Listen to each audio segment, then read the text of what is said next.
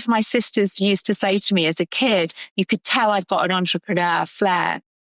But both my parents, very traditional, very academic, get your degree, get your job for 40 years, that kind of thing. So that was always quashed.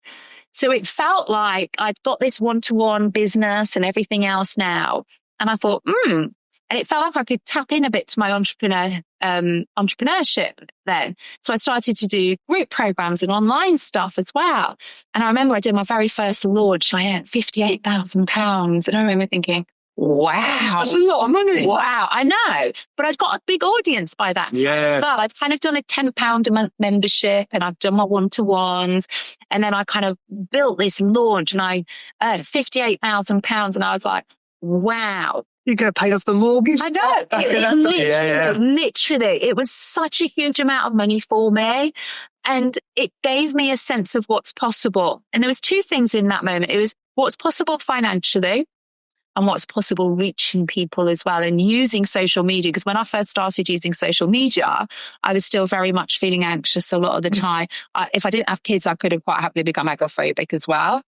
And so it was a really great way. And I sort of thought of Facebook initially like a science, really. How does it work? How do you get more followers? How do you get your audience out there? What do you do? And I really enjoyed it as well. So, and then as people were going through my group programs and they were seeing results around the nervous system piece as well, they started saying to me, well, we want to do what you do. How can we do that? And I sat there probably for about 10 months actually thinking, that's nice for them asking that. Because I thought, who am I to create a certification around that?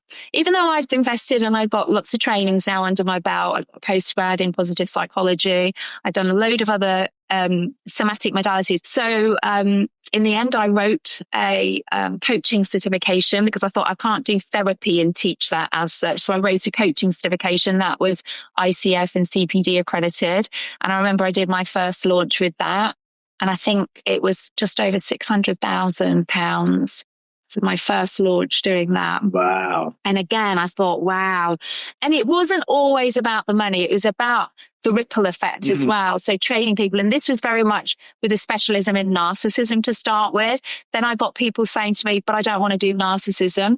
So I then created a somatic trauma informed coaching certification as well. That was just very much focused on the nervous system piece.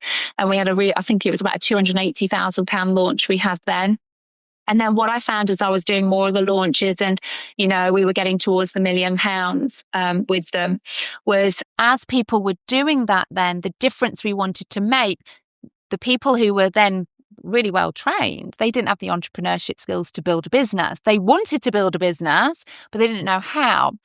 So all of that business is what was called my School of Healing and Growth. So then I thought, okay, what's next? Listening to my audience again.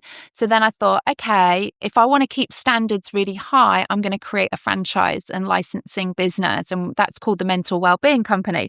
So that launched in April 2024. And at launch, we took 1.9 million. At launch for that. We were the fastest growing franchise in the UK. And so they went through the certifications, or I now have a qualification in trauma-informed coaching and leadership, the world's only. So they go through that qualification, then we teach them the business skills. We've got assets in there, workshops, tons of stuff in there for people to build a business in this space. And then as I was building my business, I realized as I was bringing team in, the challenge of that.